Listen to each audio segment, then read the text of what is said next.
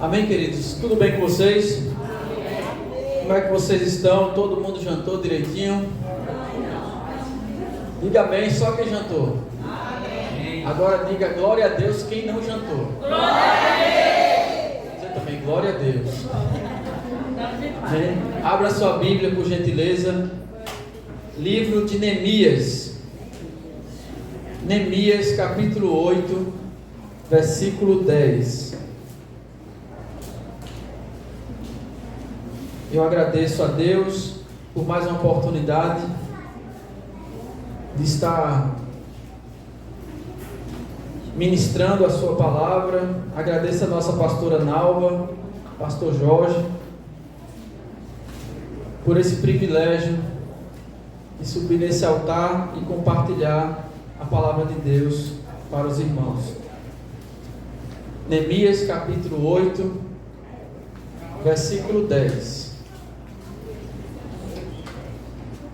Dá um tempo para os irmãos acharem. Eu sei que é um livro, está entre os profetas menores.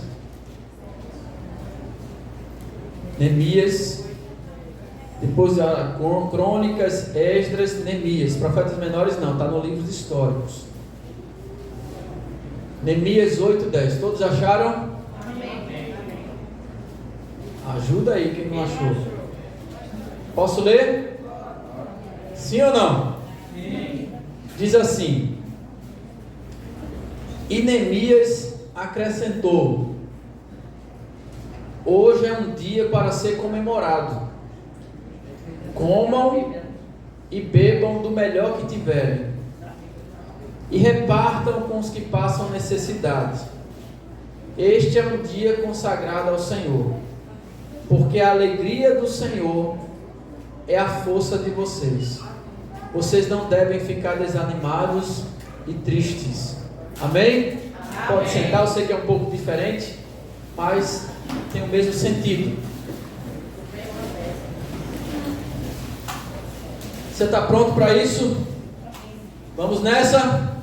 Posso contar com a sua atenção? Sim ou não? Sim. Vamos lá. Queridos, pastor, qual o tema da mensagem que o senhor traz hoje? A alegria do Senhor é a nossa força quando? Repita comigo: a alegria do Senhor é a nossa força quando? Quando nós olhamos para o livro de Neemias, quem conhece a Escritura, quem já leu a Bíblia, sabe que Neemias é um livro que o tema do livro de Neemias é a reconstrução dos muros de Jerusalém. Ou seja, Jerusalém estava destruída, os moradores de Jerusalém estavam passando por uma situação difícil, de miséria, de fome, os muros da cidade estavam todos derrubados e as suas portas estavam todas queimadas. Neemias, ele é copeiro do rei Artaxerxes, que é rei da Pérsia. Só que Israel foi levado cativo para a Babilônia. Lá na Babilônia, Israel passa 150 anos. Diga amém.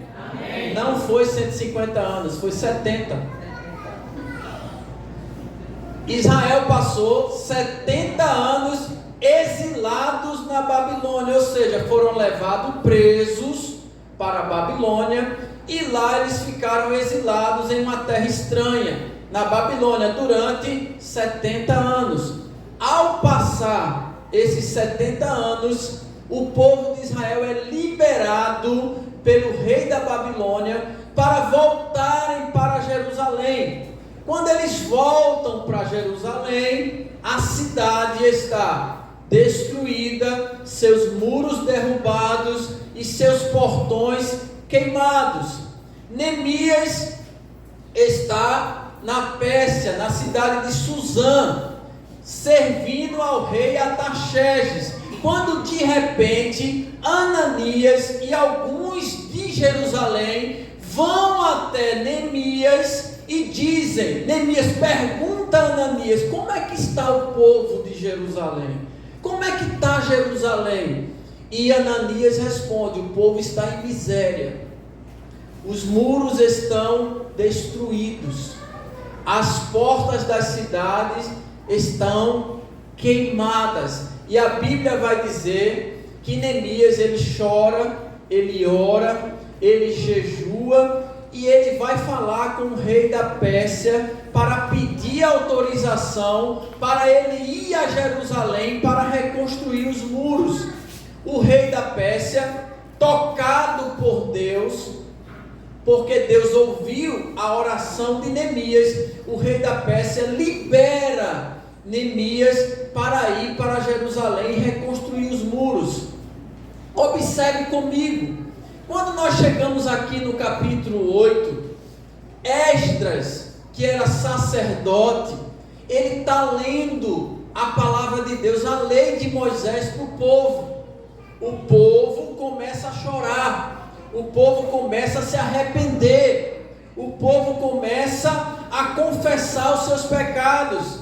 E Neemias se levanta no meio do povo e diz, e fala para eles, não chorem, porque hoje é um dia de comemoração, hoje é um dia especial. No capítulo 8, os muros já estão levantados, os muros de Jerusalém já estão construídos, a cidade está voltando a ter vida, Deus está alegre com o povo, e é por isso que Neemias diz, não fiquem tristes, porque Deus está alegre conosco, e se Deus está alegre conosco, a alegria dele é a nossa força.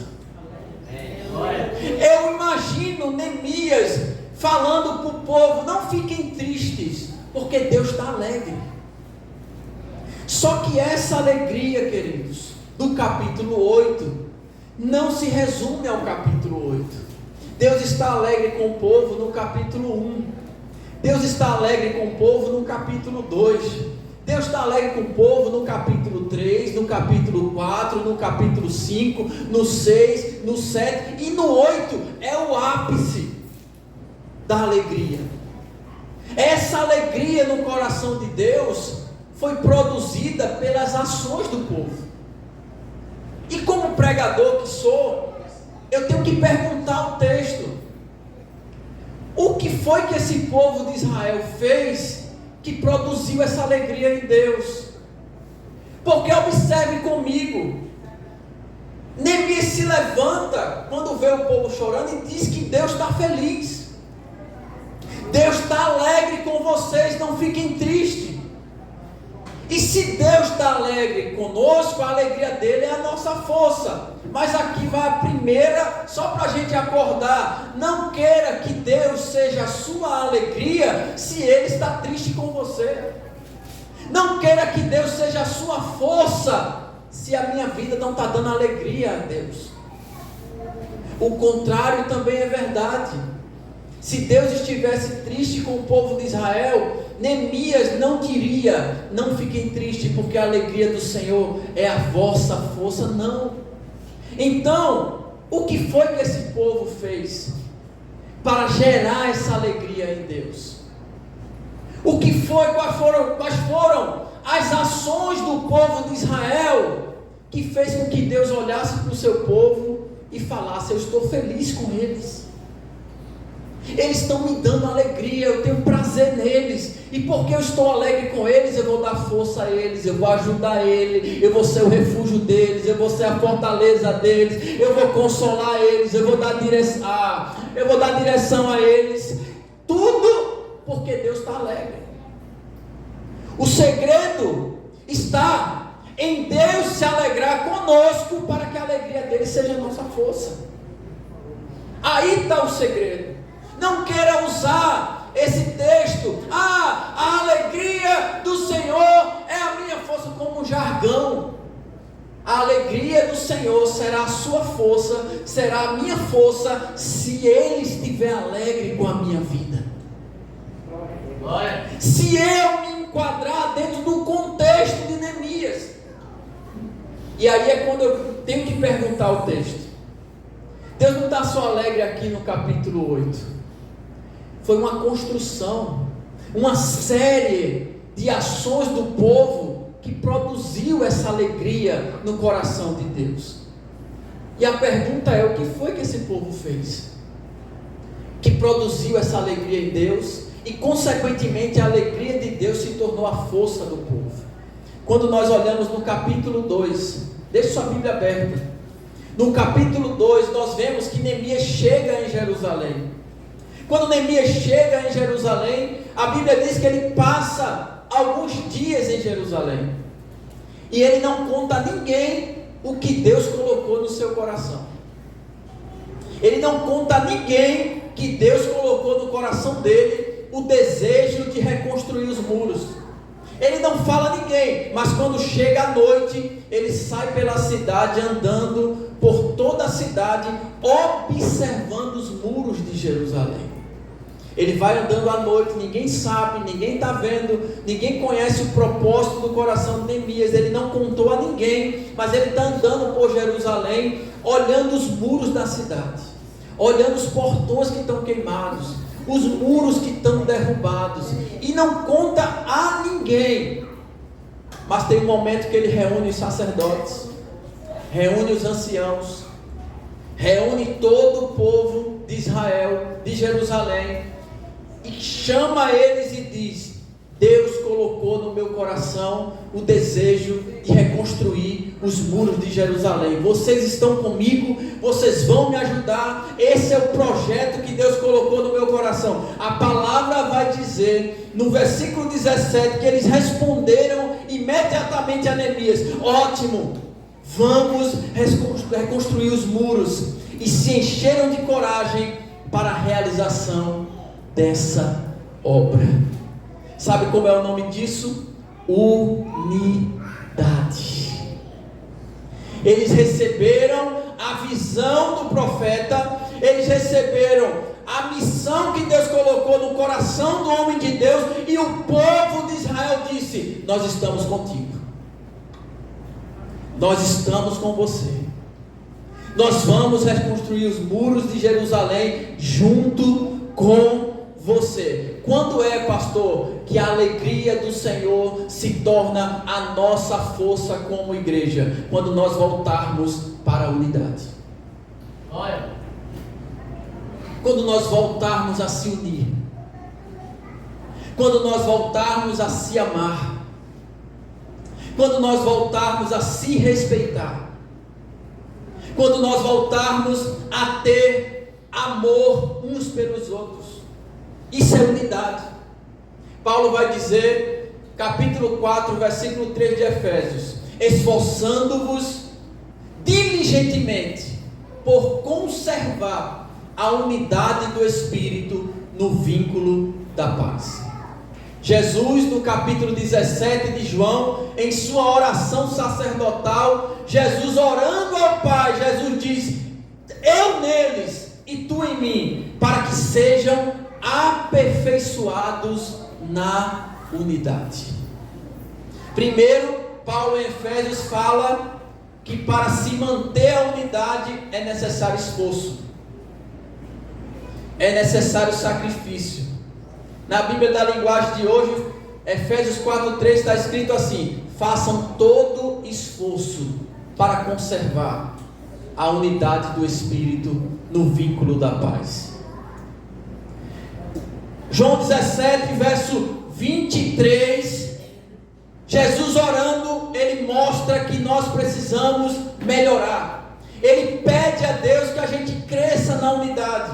Ele pede a Deus que a gente desenvolva na unidade, que a gente melhore na unidade. Sabe por quê? Porque manter uma igreja em unidade não é uma tarefa fácil. Repita assim comigo: ter uma igreja vivendo em unidade não é fácil. Não é fácil. Pastor, mas isso é um problema de agora. Ter unidade é um problema moderno. Falta de unidade é um problema moderno, é dos dias de hoje. Não. Sempre foi uma dificuldade da igreja ter uma igreja unida. Você já leu 1 Coríntios capítulo 1? Você já viu o que tinha na igreja de Coríntios? Na igreja de Coríntios, irmão, tinha torcidas organizadas no meio da igreja. Como assim, pastor? Uma torcida gritava, eu sou de Paulo. A outra torcida gritava, eu sou de Apolo. A outra torcida, tudo isso no meio da igreja, gritava, eu sou de Pedro. E a pior torcida que tinha, que eram os que queriam ser espirituais, dizia, a gente não é nem de Paulo, não é nem de Pedro, não é nem de Apolo, a gente é de Cristo. Era a pior que tinha, porque não queria se submeter à liderança de homem nenhum. Então, não é um problema de agora. Só que Paulo, quando ele enxerga e vê a igreja dividida em grupos, tinha um grupo que só ia para o culto que Paulo pregava.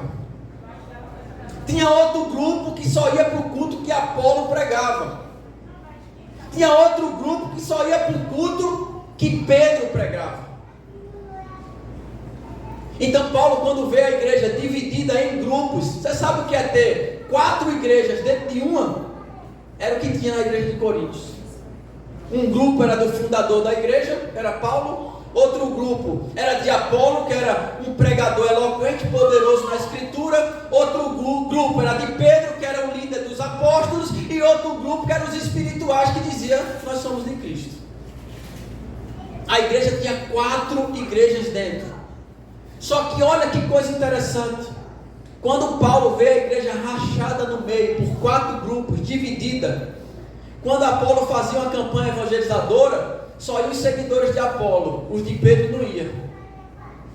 Quando o grupo de Pedro ia fazer um culto, o grupo de Paulo não ia. Aí quando Paulo enxerga tudo isso na igreja, Paulo ele vai combater a divisão. Ele vai combater os grupinhos, as panelinhas na igreja. E quando Paulo vai combater, ele não combate o grupo de Pedro. Ele não vai combater o grupo de Apolo. Ele vai combater o seu grupo. Ele chama a igreja e diz, porventura eu fui crucificado por algum de vocês? Combater o grupo, os seguidores de outros grupos, é bom. O líder que quer dar exemplo, ele combate primeiro o seu grupo. Primeiro é o meu grupo, para dar exemplo. Vou combater os meus que estão, ao invés de ser meus seguidores, estão exagerando no carinho, no afeto, estão se tornando meus idólatras. E Paulo não diz sejam meus idólatras, Paulo diz sejam meus imitadores, como eu sou de Cristo. Glória a Deus. Então engraçado tão sério, que Paulo, ele começa a combater a divisão na igreja, ele começa a combater pelos seus seguidores, aqueles que estão dizendo, eu sou de Paulo. Se você olhar lá em 1 Coríntios, ele fala, porventura eu batizei algum de vocês? Algum de vocês foram batizados em meu nome? Eu não me lembro de ter batizado nenhum. Aí ele se lembra da família, se eu não me engano, da Stefanes. Aí ele fala, ninguém mais batizei. Sabe por quê? Porque tem líderes que gostam de combater grupos e panelinhas dos outros, mas o dele não. Você está entendendo o que eu estou falando? Está entendendo ou não? Combater panelinha, os seguidores de outros líderes que tem dentro da igreja é fácil. Eu quero ver o líder combater os seus, para dar o exemplo para a igreja. Paulo começa a combater os seus seguidores, dizendo, não me idolatrem não. Não me vejam como especial, que eu não sou especial. Eu sou igual a qualquer um que tem aqui. Você pode gostar de mim, você pode gostar da minha pregação, você pode dizer, eu recebo muitos elogios, mas a nenhum dos elogios eu alimento. A nenhum dos elogios eu gosto. Não me iludo com tapinha nas costas dizendo que pregação. Não gosto disso. Então, que coisa interessante. Precisamos combater os grupos na igreja, a divisão na igreja, mas nós líderes temos que combater primeiro o nosso grupo. aqueles que estão nos idolatrando, aqueles que têm uma estima exagerada por nós, uma admiração exagerada, a ponto de dizer: se ele não estiver lá, eu não vou. Se ela não estiver lá, eu não vou. Se não for o pastor Eder, eu não vou. Se for fulano que está lá, o culto não vai ser bom. Se for fulana que vai estar lá, a coisa vai andar, a coisa vai funcionar. Mas se for ciclano que está lá, eu não vou. Olha para teu irmão que está do lado aí, olha para ele, vai. Eu sei que você está com sono, está com fome, está com tudo. Mas olha para a pessoa que está do lado e diz assim: ó, Deus está vendo a sua preferência. Líderes prediletos. Deus sabe, irmão. E Paulo fala no versículo 11 do capítulo 1 de Coríntios, ele fala: eu fui informado pelos da família de Cloe que há contenda no meio de vocês. Sabe por quê? Porque Deus nunca vai deixar o líder da igreja sem saber o que está acontecendo com a igreja. Deus nunca vai deixar um líder da igreja sem saber o que eu e você fala após do culto, sem a gente estar ouvindo. Paulo diz: eu fui informado pelos da família de Cloe. Olha para teu irmão e diz assim: cuidado com o que você anda falando depois do culto.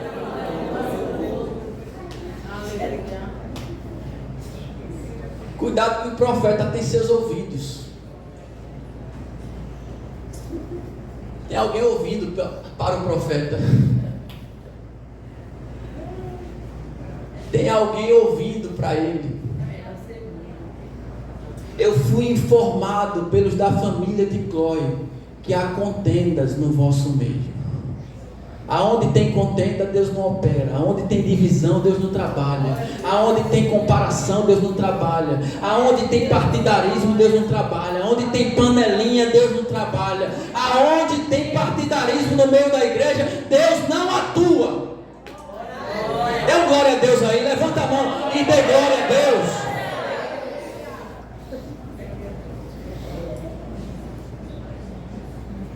Segundo, Coríntios, olha a dificuldade, tudo isso é dificuldade para ter unidade, não é de agora. A igreja de Gálatas, eu chamei aqui no sermão, disse assim: estava tendo o UFC na igreja de Gálatas. Você sabe o que é o UFC, né, irmão? Sabe o que é? MMA, para melhorar. Não sabe o que é? Você sabe o que é? Você já mordeu seu irmão alguma vez? Já devorou o seu irmão alguma vez? Na igreja de Gálatas, Paulo vai dizer, escuta, na igreja de Gálatas, capítulo 5, verso 15, Paulo vai dizer que os irmãos estavam devorando e mordendo uns aos outros. E Paulo fala: cuidado para vocês não acabarem se matando um ao outro. Olha a dificuldade. Olha o problema que Paulo estava enfrentando na igreja de Gálatas. Eu fico imaginando os irmãos da igreja de Gálatas indo para os cultos em clima de torcida organizada em dia de clássico. Só faltou cantar aquela música: vai morrer, vai morrer. Os irmãos estavam se devorando. E Paulo vai dizer: vocês estão agindo como animais. Cuidado para vocês não acabarem se matando uns aos outros. A diferença do UFC para a igreja de Gálatas é que o UFC tem regra. E lá na igreja de Gálatas não tinha. É difícil ter unidade, porque aonde tem pessoas tem conflito. Temperamentos diferentes, personalidades diferentes, criações diferentes, comportamentos diferentes, temperamentos diferentes. Aonde tem pessoas é difícil manter a unidade. E na igreja de Filipos? Não é de agora esse problema. Tinha duas irmãs com notoriedade na igreja, com cargos na igreja de liderança,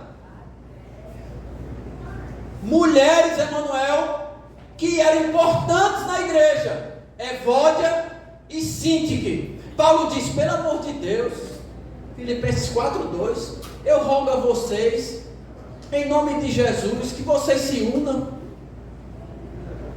vocês acabem com essa discórdia, vocês resolvam esse desentendimento. Pelo amor de Deus, que vocês tenham unidade, união, se unam. E quem é que sabe por que Evódia e Sintique era assim? Talvez uma queria que a camisa do conjunto das mulheres fosse azul, a outra queria que fosse rosa. Não porque as irmãs queriam, Evódia queria talvez uma música da harpa para cantar, mas Evódia queria uma música moderna para cantar no grupo. E as duas não se uniam. Aí eu fico imaginando Evódia e Sintique fazendo parte da nossa igreja. No momento da ceia, no momento de trocar o cálice, que a pastora diz assim: diga ao seu irmão que a nossa aliança nunca será quebrada. Ó. Imagina Evódia, aí pega o cálice, aí vai trocando com todo mundo, sai do lugar, vai trocar o cálice, aí vai trocando. Aí quando chega na frente de Sintique, ela fala: não, vamos mudar aqui o negócio.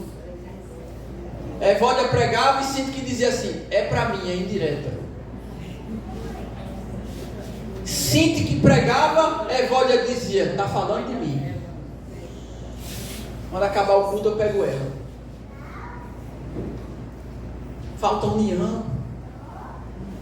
Uma dificuldade da igreja não é de hoje, é de muito tempo. Ter unidade é um trabalho. Imagine um líder espiritual para manter uma igreja vivendo em unidade. Às vezes nós que somos líderes temos dificuldades em ter unidade. Mas olha para teu irmão e diz assim: nessa noite, o Espírito Santo, Ele está quebrando toda a contenda, Ele está quebrando toda a divisão, Ele está quebrando todo o partido, Ele está quebrando toda a preferência, Ele está quebrando todo o espírito de inimizade, de empatia, antipatia, corrigindo. Não é espírito de empatia, é espírito de antipatia. É aquele espírito que você olha para a pessoa, nem conhece a pessoa e diz assim: eu não gosto de fulano. Nem conhece a pessoa e diz: eu não gosto de fulano. Você nunca conversou com a pessoa e nem gosta. Não fui com a cara de fulano. Você já parou para conversar com a pessoa primeiro? Não vou com a cara daquele pastor, porque toda vez ele bota topete e ele é muito exibido. Vou tirar o topete de casa de você não, irmão. De jeito nenhum. Você vai ter que me engolir desse jeito. Aceito que vai doer menos, que a tesoura só passa daqui para trás. Daqui para trás, ainda digo, homem, a 2 baixa. Chegar no topete, deixa o meu topete. Diga glória a Deus. Mulheres importantes na igreja, notáveis, porém não conseguiam resolver as suas diferenças. Não conseguiam se dar bem na igreja, atrapalhando a unidade da igreja.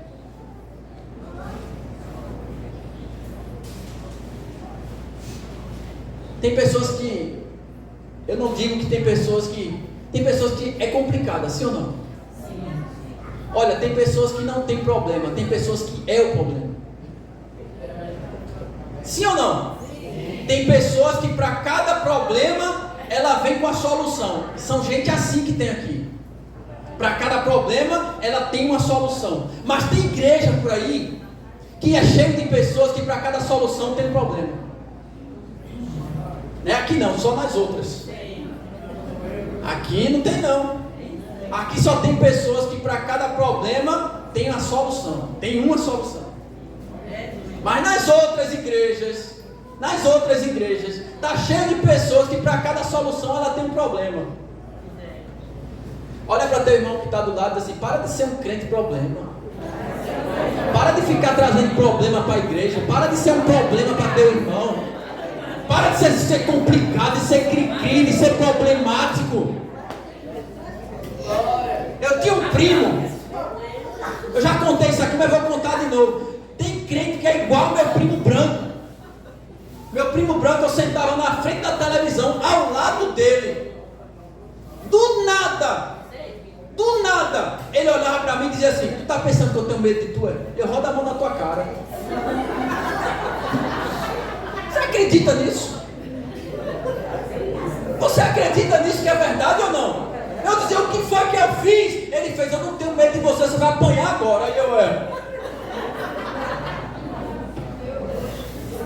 Tem crente que é assim, irmão. Tem crente que é problema, irmão. Imagina, olha só, pensa comigo, imagina. Um crente, sai de casa, aí logo quando está saindo de casa, já briga com o vizinho. Escuta, já arruma problema com o vizinho. Aí, coitado dos motoristas de aplicativo, aí pega o aplicativo, aí arruma problema com o motorista do aplicativo. Eu não sei porque é que tanto consegue arrumar. O aplicativo diz tudo certinho, o lugar, a pessoa ainda consegue arrumar briga com o motorista. Aí briga. Chega no trabalho, quando desce no trabalho, senta na mesa do escritório, já arruma problema com o companheiro de trabalho. Aí arruma problema com o fornecedor que não fez a entrega, começa a fazer o barraco na empresa. Aí vai para casa, inventa aqui na lotérica, aí arruma briga na fila da lotérica. Aí vai na padaria comprar pão, quando chega na padaria, briga com a menina do caixa. Aí chega em casa. Escuta, chega em casa, toma banho, antes de chegar em casa, ao entrar em casa, ela já vai arrumar briga com o marido e com os filhos. Já arruma briga com o marido e com os filhos. Aí vai tomar banho, se aprontar, aí fica toda cheirosa, pega a Bíblia, aí vai para a igreja. Aí uma pergunta que eu tenho para fazer para você: chega na igreja, essa pessoa vai fazer o quê? Ela já vem no caminho dizendo assim: hoje eu pego ele, hoje a pastora me escuta, hoje aquela dirigente que não me bota para solar, eu pego ela. Perguntaram o que é que ela tem comigo, perguntaram qual é o problema que ela tem que não me bota para solar.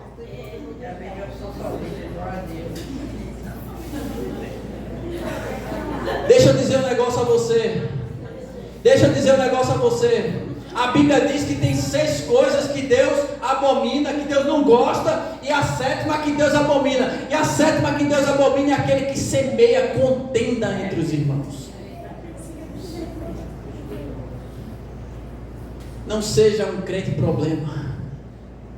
Seja uma bênção na presença de Deus. Seja uma bênção para a sua família. Seja uma bênção para seu vizinho. Seja uma bênção para a sua igreja. Seja uma bênção para os pastores da sua igreja. Seja uma bênção nas mãos de Deus. Larga de ser cri-cri. Eu chamo isso aí, eu já falei aqui na igreja mais de uma vez: crente seu lunga. Bom dia, não, boa tarde. Vai para a igreja? Não, vou para o terreiro. Tu não está vendo eu com a Bíblia, não, é?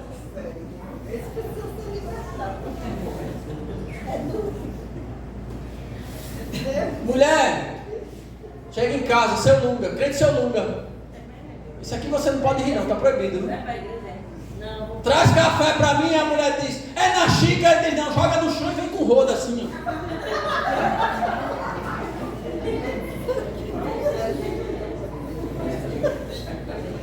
Moça, me dê um cachorro quente. A moça diz: é completo. Ele diz: não, morda metade, me dê só metade.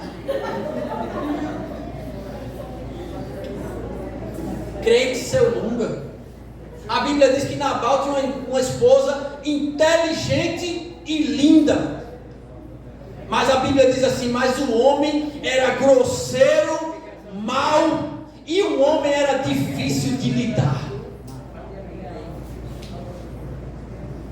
O homem tinha uma esposa linda, inteligente, mas o homem era grosseiro e mau, uma pessoa difícil de lidar. Deus não chamou a gente para estar dividindo a igreja. Deus chamou a gente para estar em unidade. E a unidade precisa ser quebrada a partir daqui para aí. Nós, muitas vezes que estamos aqui, somos reflexos do que está acontecendo aí. Para que a alegria do Senhor seja a nossa força, nós temos que voltar à unidade. A Bíblia vai dizer em 1 Coríntios capítulo 12, Paulo vai dizer: o olho não pode dizer à mão, não preciso de você. A cabeça não pode dizer aos pés, não preciso de vocês. Olha para teu irmão e diz assim: eu preciso de você. Você é importante para mim. O teu Deus é o meu Deus. O teu Pai é o teu Pai. O Espírito que habita em mim também habita em você. É tempo de nós voltarmos à unidade. Voltarmos a se amar, voltarmos a se unir. Porque há um só Deus, um só Senhor, um só batismo, uma só fé. Nós somos chamados em uma só esperança. Existe um só Deus e Senhor de todos, que age por meio de todos, está em todos. Precisamos voltar à unidade. Eu concluo esse tópico com um provérbio africano. Vocês sabem que na África tem muita savana, muita girafa, muito leão, onça. Aí tem um provérbio que diz assim: quando o rebanho se une, o leão vai deitar com fome. Repita assim comigo: quando o rebanho se une, o leão vai deitar com fome. Quando o rebanho se une, Satanás não entra no nosso meio. Quando o rebanho se une, Satanás não tem brecha para entrar no nosso meio. Quando o rebanho se une, o diabo não tem chance de atuar no meio da igreja. Você pode levantar a mão aí e dar glória a Jesus, aleluia. Faça alguma coisa.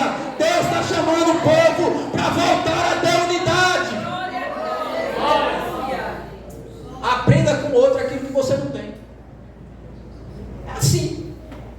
Tem coisas que o meu companheiro tem e que eu não tenho. O que é que eu vou fazer? Eu vou ficar com inveja dele? Não, eu vou aprender dele aquilo que eu não tenho. Eu vou ficar com inveja do meu irmão que tem um dom, um talento que Deus deu a ele? Não. Eu vou me unir a ele para aprender dele aquilo que eu não tenho. E eu tenho certeza que eu tenho coisas que meu irmão não tem e ele deve aprender de mim aquilo que ele não tem. Cada um é cada um. O dom que Deus deu a você é diferente do dom que Deus deu a ela. O dom que Deus deu a ele é diferente do dom que Deus deu a ele. E assim a obra de Deus cresce. Tem gente que chora com facilidade. Eu chorar é difícil. Tem gente que tocou o hino e já está assim. Já colocou a primeira nota, a primeira letra da música, está assim. Ai, Jesus! E eu fico lá na minha geladeira assim, ó. Eu me movo muito por isso aqui, ó. Mas tem gente que é na emoção. Eu vou aprender com quem se quebranta na emoção a ser mais emotivo. Agora tem gente que é da emoção que tem que aprender a ser racional comigo.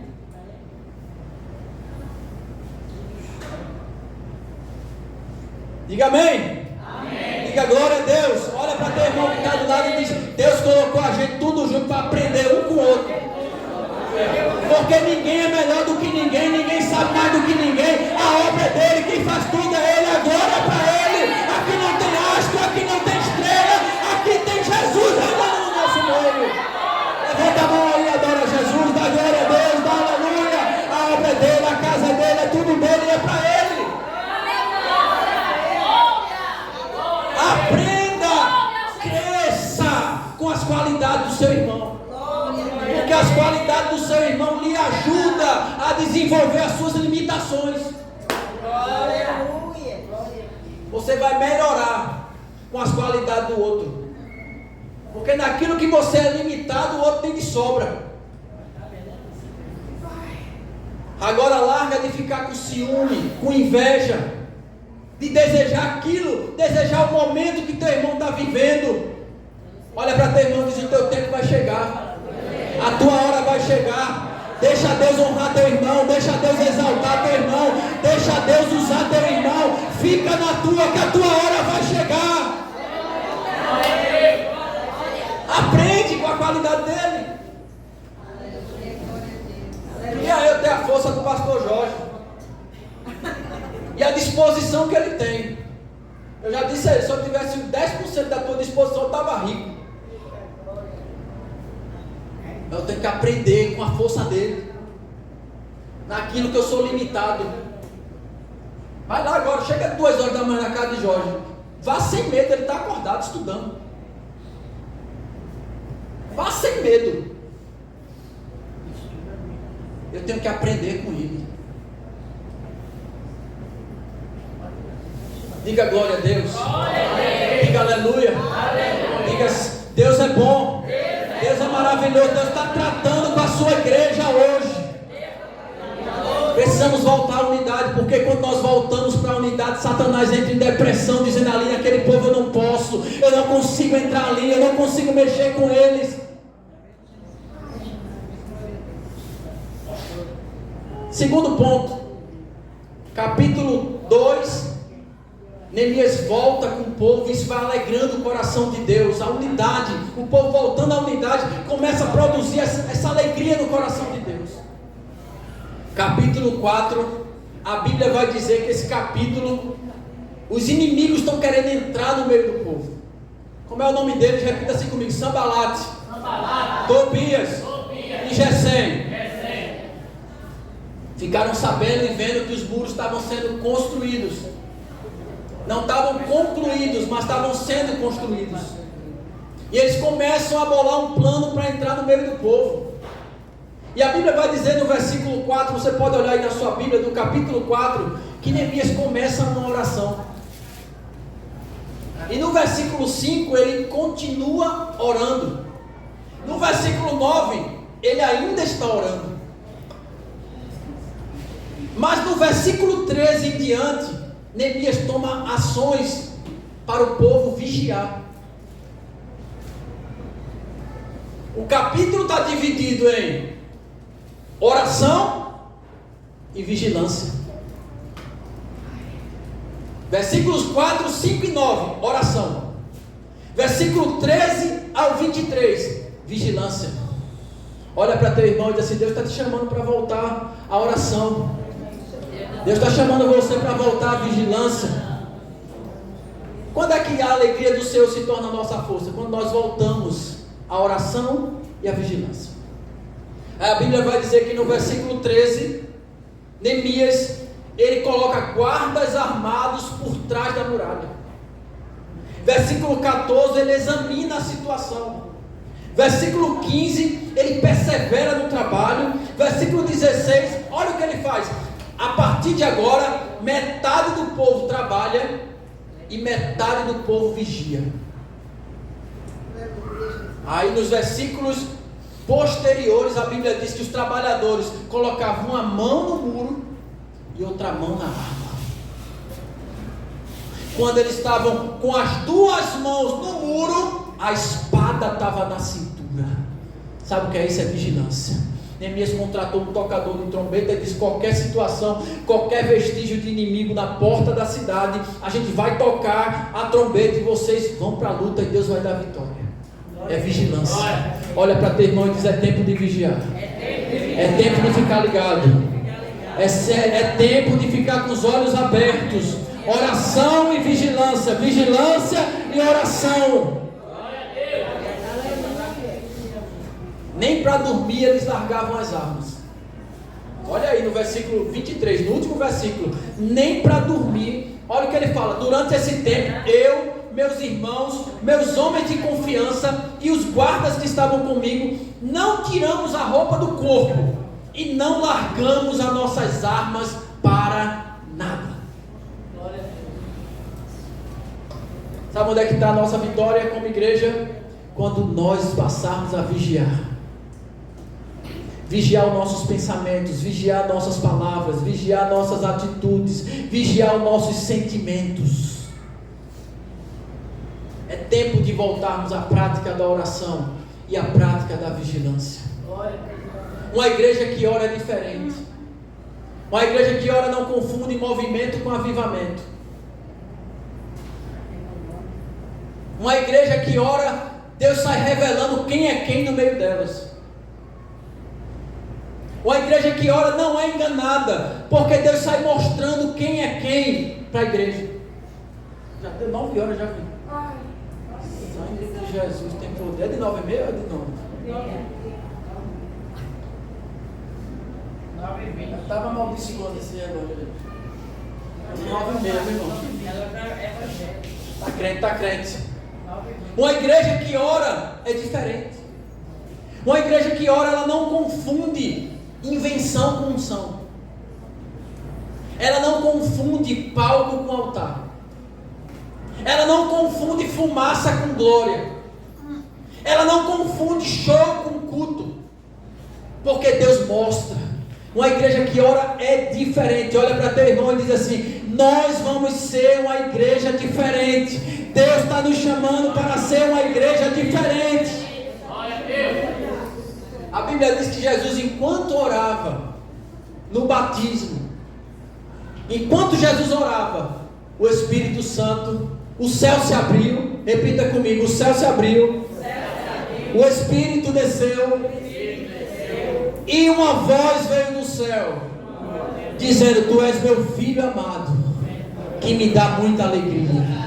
Quem ora, o céu se abre, o Espírito desce e ouve a voz de Deus. Quer ter os céus abertos na sua vida? Oração é a chave. Quer que o Espírito Santo desça sobre a sua vida? Oração é a chave. Quer ouvir a voz de Deus? A oração é a chave. A Bíblia diz que Jesus estava orando, e o céu se abriu, o Espírito desceu, e ele ouviu a voz de Deus. Quem lembra de Paulo e Silas? Preso na cidade de Filipos, porque expulsou o demônio de uma menina que dava lucro aos seus donos. Perto da meia-noite, o que é que eles faziam? Faziam o quê? Oravam e cantavam. E a Bíblia vai dizer: enquanto Paulo e Silas estavam orando e cantando, de repente um terremoto abalou as estruturas da prisão, as portas se abriram. Enquanto você ora, enquanto você louva, enquanto você está na presença de Deus, de repente as coisas acontecem. Olha para teu irmão e diz assim: enquanto você ora, enquanto você ora, a porta se abre. Enquanto você ora, de repente a cura chega. Enquanto você ora, de repente alguém liga para você, porque Deus tocou no coração de alguém para mandar aquilo que você está precisando. Enquanto você ora, de repente alguém te converte dentro da tua casa que você está pedindo a Deus. Enquanto você ora, Jesus te batiza com o Espírito Santo. Enquanto você ora, Deus mostra o caminho da saída. Deus mostra a solução para aquele problema que você acha que não tem solução. Enquanto Paulo e Silas estavam orando, de repente, olha para teu irmão e diz: de repente. Quando você passar a orar, as coisas vão acontecer de repente. Vai ser de repente. Pastor, e sobre vigilância? Já vou terminar. O que é que o senhor tem sobre vigilância? Atos capítulo 28. Paulo chega na ilha de Malta após o naufrágio no capítulo 27, quando ele estava a caminho da Itália. E a Bíblia vai dizer que Paulo chega na cidade de Malta. Chegando na cidade de Malta, os moradores da cidade de Malta recebem Paulo com alegria, com prazer. E eles fazem uma fogueira para aquecer Paulo e os outros navegantes que estavam com Paulo, por causa do frio e da chuva. E eles fazem uma fogueira, e Paulo está pegando pedaços de madeira, gravetos, a Bíblia chama de graveto, pedaços de madeira, para jogar na fogueira, para alimentar o fogo. Mas de repente, escondido no meio dos gravetos, tem uma víbora, uma cobra, uma serpente. E essa serpente morde a mão de Paulo. E Paulo sacode aquela víbora e joga aquela víbora no fogo. E os moradores começam a olhar para Paulo e dizer assim: ele vai morrer. Porque na cidade de Malta já tinha um histórico de várias pessoas mortas em virtude de picada de serpente, de víbora. E os moradores começam a olhar para Paulo e dizer assim: vai morrer, vai começar a inchar. Mas o tempo vai passando e não acontece nada com Paulo. Aleluia. Glória. E o que é que isso quer? Isso quer falar o que sobre vigilância? Observe, as víboras, elas ficam escondidas no meio dos gravetos. Graveto alimenta o fogo. Eu e você, nós somos crentes graveto, porque nós alimentamos o fogo. Nós gostamos do fogo. Nós somos pentecostais.